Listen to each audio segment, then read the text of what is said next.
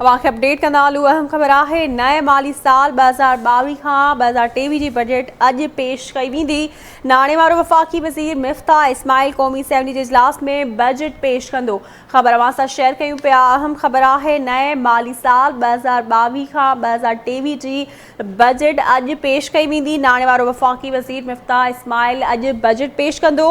सरकारी मुलाज़िमनि जी पघारुनि ऐं पेंशननि में 10 खां 15% जी वाध जो इम्कान आहे। वफ़ाक़ी तरक़ियाती बजट लाइ 800 अरब रुपया मुक़ररु करण जी तजवीज़ ॾिनी वई आहे। हुकूमत मामलनि खे हलाइण लाइ 527 अरब रुपया रखण जी तजवीज़ ॾिनी आहे। ब्रेकिंग न्यूज़ आहे, अवां सां ख़बर शेयर कयूं पिया। नए माली साल 2022 खां 2023 जी बजट अॼु पेश कई वेंदी। नाणे वारो वफ़ाक़ी वज़ीर मिफ्ताह इस्माइल क़ौमी असेंबली जे इजलास में बजट पेश कंदो।